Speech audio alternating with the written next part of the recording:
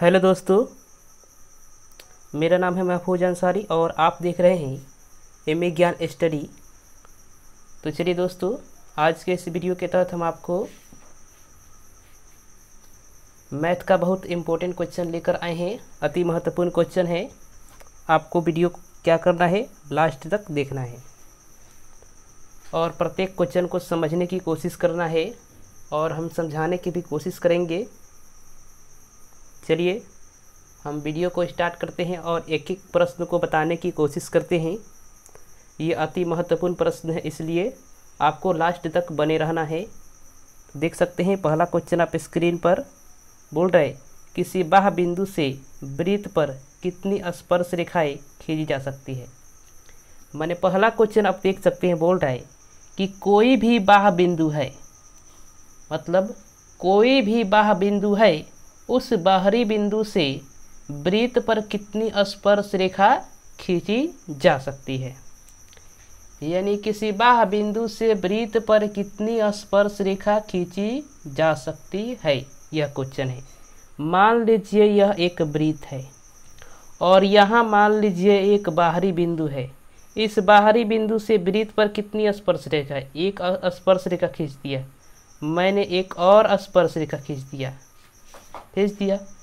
अब इसी के बाद जो है ये तो स्पर्श रेखा नहीं होती है, ये नहीं होगी, तो दो ही स्पर्श रेखा हम खींच सकते हैं। इस पर खींचे तो यही स्पर्श रेखा हो जाएगी। अगर इधर से खींचने चाहेंगे तो ये बिंदु से नहीं जाएगी। तो कोई भी वृत्त है, इस वृत्त के बाहरी बिंदु से केवल दो ही स्पर्श रेखाएं खींची जा सकती है। इसका राइट आंसर हो जाएगा ऑप्शन नंबर बी। इतना बात आप समझ गए होंगे कि किसी भी बाहरी बिंदु या बाह्य बिंदु से किसी वृत्त पर कुल मिलाकर के दो ही रेखाएं खींची जा सकती है। आपको ध्यान रखना है, ऑप्शन नंबर बी इसका राइट आंसर हो जाएगा। चलिए अगले क्वेश्चन की तरफ चलते हैं। अगला क्वेश्चन देखिए, बोल रहा है कि cos 60 डिग्री प्लस 1 बटा cos 60 डिग्री माइनस 1 का मान निम्नलिखित में से कौन होगा। ऑप्शन है -2, -3, 3 और 2। आपको देख करके आंसर बताना है। आंसर आपके सामने है, तो चलिए हम बताते हैं इस क्वेश्चन को आप कैसे सॉल्व करेंगे। तो यहाँ देखिए cos 60 डिग्री है। cos 60 डिग्री का मान कितना होता है आप जानते होंगे, कितना होता है, 1/2 होता है। यानी 1/2 जो होता है cos 60 डिग्री का मान होता है। तो क्या करेंगे, इसी इक्वेशन में 1/2 + 1 बटा 1/2 - 1 लिख सकते हैं हम, तो लिख सकते हैं।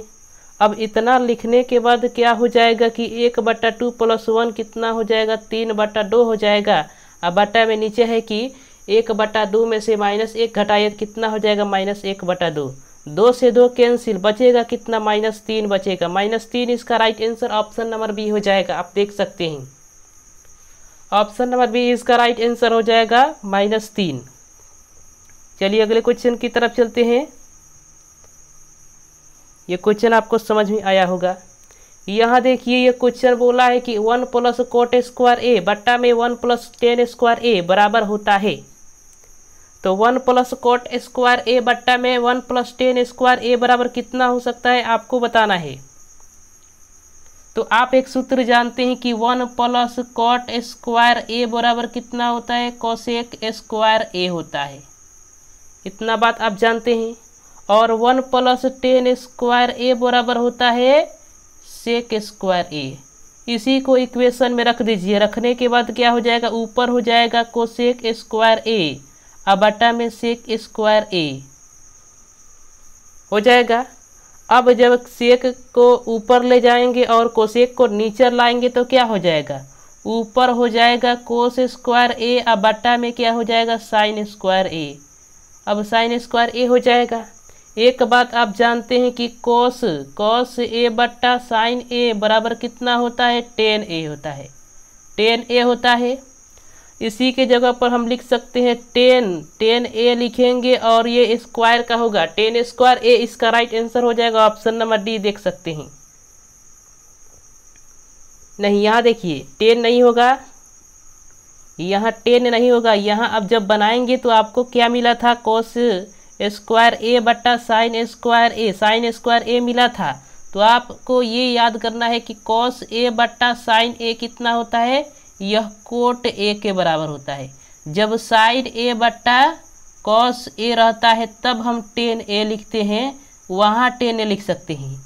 यहाँ कॉट ए के बराबर होता है तो कॉस स्क्वायर ए बट्टा साइन स्क्वायर ए कितना हो जाएगा, कॉट हो जाएगा।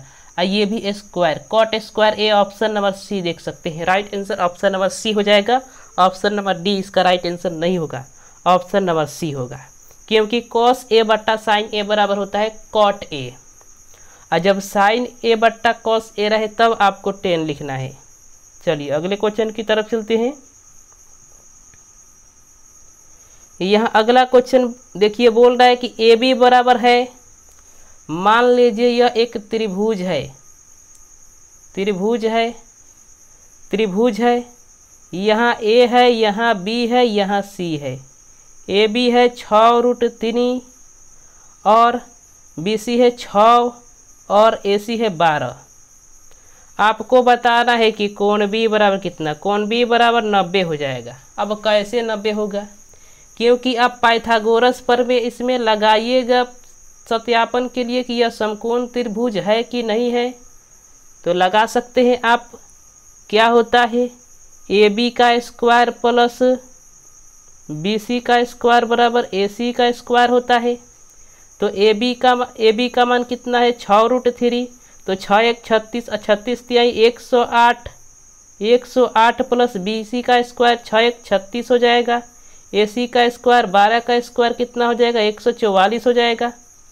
इसी प्रकार 108 प्लस 36 144 बराबर 144, यानी दोनों जो है एक दूसरे के इक्वल है। तो क्या हो जाएगा, यह सत्यापन सही है, अर्थात यह एक समकोण त्रिभुज है। और जब समकोण त्रिभुज है तो कोण बी का मान आपको 90 डिग्री मिलेगा, यहाँ देख सकते हैं। चलिए इतना बात आपको समझ में आ गया होगा। आइए अगले क्वेश्चन की तरफ चलते हैं। अगला क्वेश्चन देखिए, कह रहे दो समान कोणिक त्रिभुजों में उनकी संगत भुजाओं का अनुपात सदैव समान रहता है, किसने कहा। ये दो समान कोणिक त्रिभुज है, मान लीजिए ये भी कोण बराबर है, एक दूसरे के क्या है, कोण बराबर है। तो ये ए बी सी त्रिभुज है, ए बी सी, और ये कितना है, पी क्यू आर त्रिभुज है। तो कह रहा है कि ए बी बट्टा ए सी बराबर है पी क्यू बट्टा पी आर। यह किसने कहा था, तो आप थेल्स के प्रमेय में यह पढ़े होंगे कि दो समान कोण त्रिभुजों में उनके संगत भुजाओं का अनुपात सदैव समान होता है। थेल्स की प्रमेय से आप जानते हैं। तो किसने कहा था, थेल्स ने कहा था। ऑप्शन नंबर सी इसका राइट आंसर हो जाएगा। चलिए इतना बात आप जान गए। यहाँ देखिए सभी वर्ग होते हैं, मान लीजिए यह एक वर्ग है और यह भी एक वर्ग है। तो जो भी आकृति देखने में एक दूसरे के समान होती है लेकिन उनकी लंबाई अलग हो सकती है, लेकिन देखने में एक दूसरे के समान होती है, ऐसी आकृतियों को समरूप आकृति कहते हैं। तो ये वर्ग और ये वर्ग देखने में समान है लेकिन इसकी लंबाई चौड़ाई अलग अलग है, लेकिन देखने में कैसी है, समान है। तो समान है, ऑप्शन नंबर ए इसका राइट आंसर हो जाएगा। समरूप होगी, यानी सभी वर्ग समरूप होंगे। चलिए मुझे उम्मीद है कि सभी क्वेश्चन आपको समझ में आया होगा। तो चलिए दोस्तों अगले क्वेश्चन के साथ मिलते हैं आपको अगले वीडियो में। तब तक के लिए धन्यवाद।